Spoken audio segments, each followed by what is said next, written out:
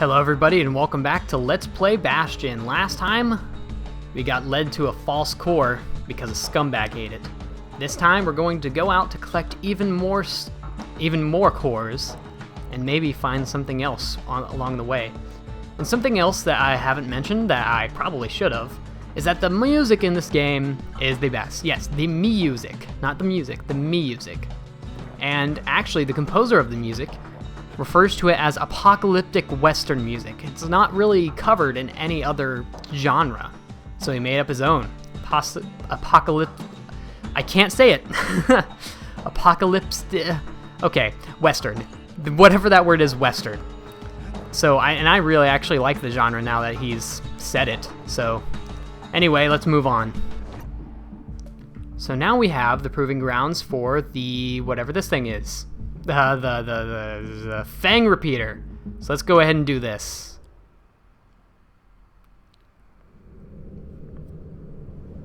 No place better than Trapper's Shingle for learning to tread light and shoot straight. Trappers had to tread real careful here, else take a nasty fall. They train themselves by clearing out the targets, while not clearing out the floor. Okay, so when this starts, the floor below you is going to start falling out, and you're going to want to defeat every single one of the little things you're seeing right on the sides here.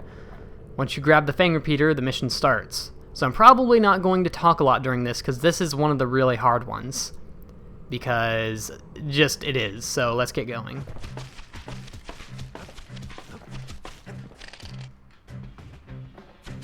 Also, keep in mind that having upgrades to your weapons will actually increase their performance. Never to take a step till the time is right. Having upgrades will increase the performance of how you do in these missions. Also, whenever you reach any of these big areas over here, that's when the new floor starts falling. So kill all what you can before you reach those.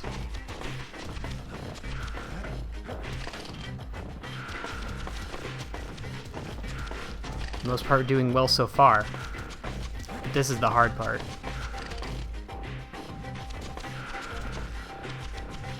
Okay, that's it. Let's go.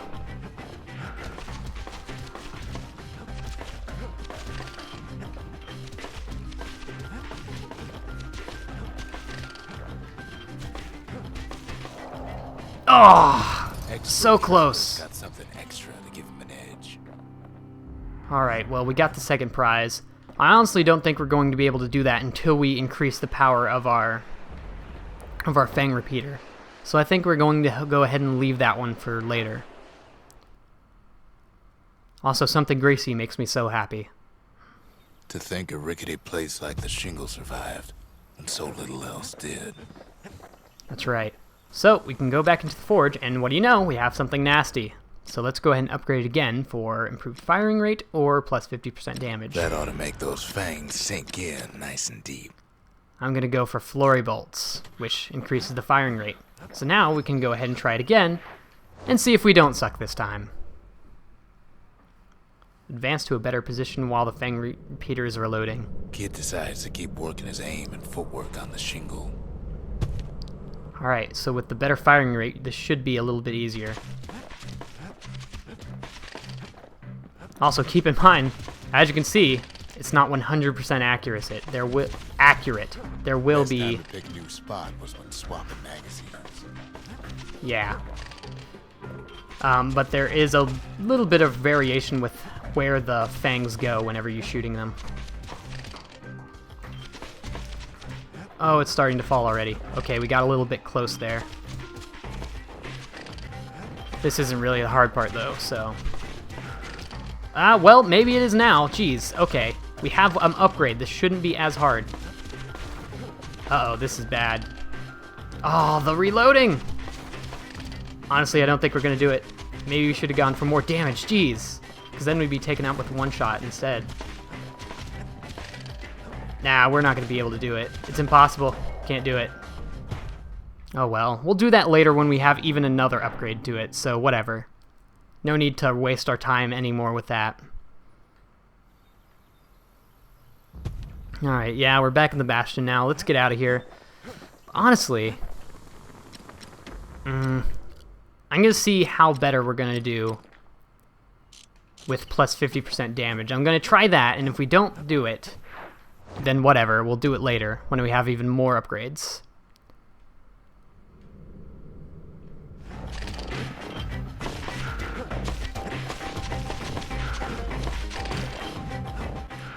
Wow. Master trappers got what they needed for a better hunt. Okay, yeah, the extra damage was so much better for that. Oh god, alright, well, back to the Skyway then. We were able to do it without too much of a problem. That's good. The trappers would have been impressed with how the kid handled the shingle. Alright, so now we have the secret technique for the Fang Repeater. I don't think I'm going to use that, so let's move on.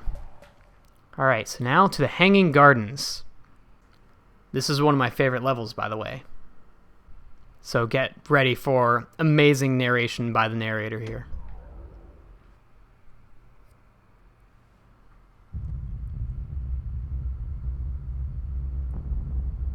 The dead welcome him with open arms. The Calamity took everybody after all. Kid sees it plain, frozen faces all around. You don't much care to see him, not like this.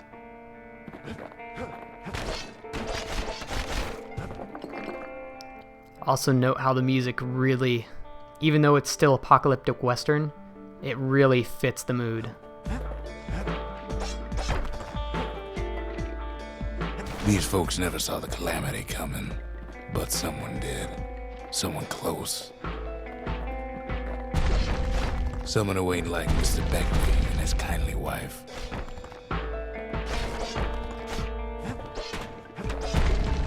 It was someone like him. It's another survivor. Kid sees him there agape. In the flesh. It's a snag or two trying to get to him. He ain't about to stop, no matter what. He's got so many questions after all.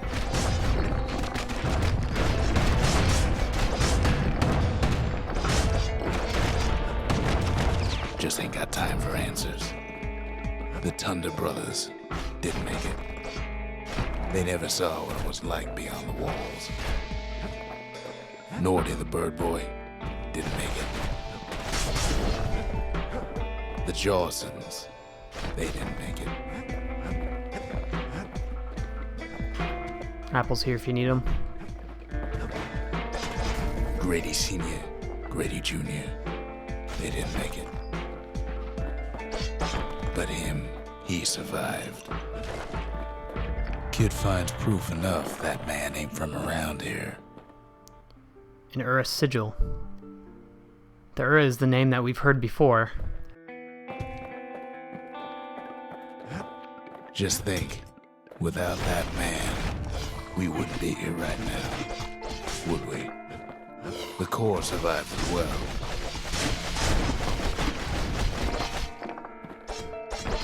Kid does what he has to do. And then, what do you say to a man who's seen too much? Kid hasn't a clue, but he says this. We have to go. Please. And so the survivor comes with us to the Bastion. He's a proper gentleman, that man. His name is Zulf. No hiding he's an Ura. Folks like him ain't never been a common sight in Caelandia. He's relieved to see a living face or two. The kid and I introduce ourselves in kind. Both to him and to each other for the first time. And so we have another person to join us at the Bastion. So let's talk about this Ura sigil that we found. We fought the Ura decades ago, but that was then. Things are different between us now. And of course we have to show Zulf all the things that we found before. For Zulf, Caelandia was like a second home. He's real worried about his first home, too. Far to the east. Maybe we'll be able to see this home whenever we get there. We all lost loved ones in the Calamity, he says. I don't know how I'm gonna go on without mine. Zolf offers to help me plot the skyways for the kid. At least the Calamity hasn't touched the stars, he says. He was born in the Tazzle terminals. The Ura sent him on a mission of peace to our city, and he's lived here ever since. So Zolf is an Ura, one of the people we've heard about. Apparently the Ceylondians don't really get along with Ura. Hopefully they do now, though. Or else that would lead to a very troubling situation. Ain't finished here yet. I forgot the monument. That always happens at this point, too, because I'm so concerned with the story. The cores, they remember. That's why this place is coming together. That's why things are gonna be alright. And so now we get the ability to build a couple of more areas. So what would we build here, you say? Well, look what we have here. A memorial and a lost and found, both of which we haven't seen before. I believe we're going to want to build the lost and found first. The lost and found. Here, kid takes fragments of the old world and makes them whole again. Here at the Lost and Found, you can buy several things, including the somethings, you can buy more abilities, and more ales. Not ales, but more drinks. Lunkhead Liquor, 100% damage when counter-blocking with the Bullhead Shield. Not too important to me right now, so I think I'm going to go ahead and buy something sharp. All it takes is some fragments, and the Bastion makes it good as new. So yeah, as you can see, fragments are going to be very important if you want to collect everything in the game. So with that, I don't believe we have enough money to upgrade our machete further in the forge yet, so let's go ahead and move on to the next level. We tracked down a couple more cores near the edge of the city. So we have Pith Orchard or Cinderbrick Fort. Pith Orchard is a bit shorter, so I think we'll go ahead to go here first. Also, it's pretty important.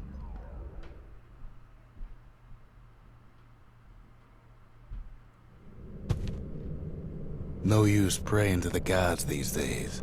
No time for it either. Soft landing. So Pith seems to be a god then. Pith Orchard. Place is a dead end in more ways than one. Rightly said. Alright, let's move on. Folks used to make pilgrimage here to pay their respects to Pith, the bull. Well, the gods are long gone now. And the Orchard core, it's long gone too. So all the faces of these bulls we've seen all around the place, these are all Pith, representing the god of destruction, I believe. Pith stood for something once. Something real. Now get ready for this next line. It may actually have to do something with how we live now, in the real world. In time, though, the bull stopped being a symbol and started being decoration. He couldn't even save his loyal subjects. Does that sound familiar? Think about it a bit. Pith makes a decent scarecrow, at least. That's sad. A scarecrow for a god? Probably shouldn't disrespect them in that way. Pith lights up like a rodeo. It's an enemy. Alright, so basically you're going to want to shield this entire time until he starts taking a cooldown session. Then you're going to want to shield more.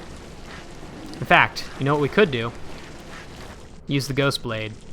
Let's do it. Ain't easy punching through his hide. Done. Must have been guarding that shrine. Alright, so here we have a shrine, another one of the buildings we're going to be able to build in the Bastion. So what'll it be? Invoke the gods? Or tell them off? So here we have 10 different gods. Hensa, Akobi, Lamaine, Pith, which we've already acquired, Jevel, Garmuth, Olak, Missia, Rothus, and Udrig. Invoking any of these gods will make the game harder, but you will get more of a bonus in fragments and experience. So Pith is the god of commotion and order, and with this one, foes will grow quicker to move and strike. There are other ones that'll make, like, enemies are faster, they regenerate health. There's a lot of effects. You'll take more damage and stuff like that. Pith is a relatively easy one compared to a lot of the others I find, so we're gonna go ahead.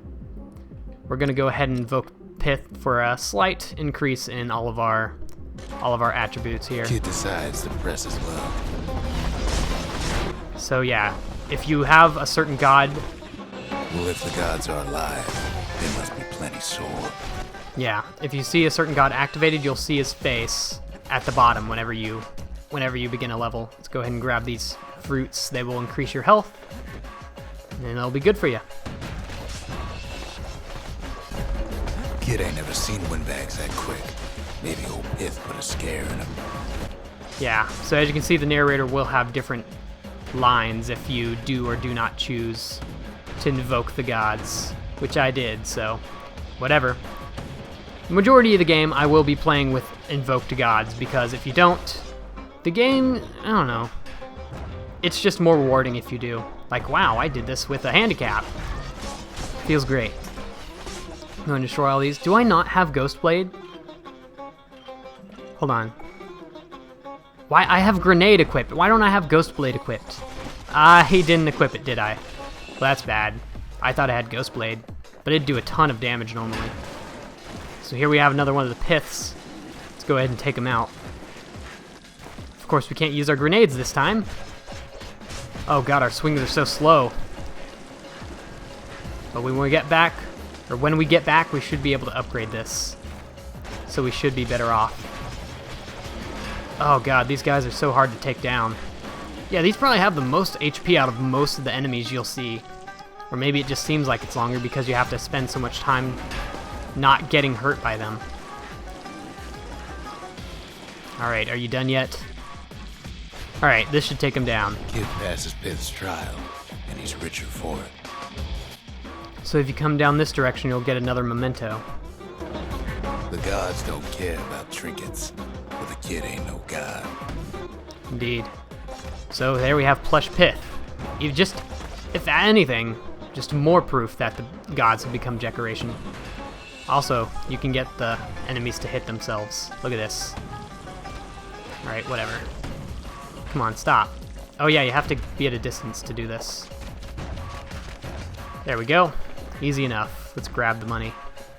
Let's get going. Kid ain't found a core, but at least he found Zolf's precious shrine. That's right. Let's go.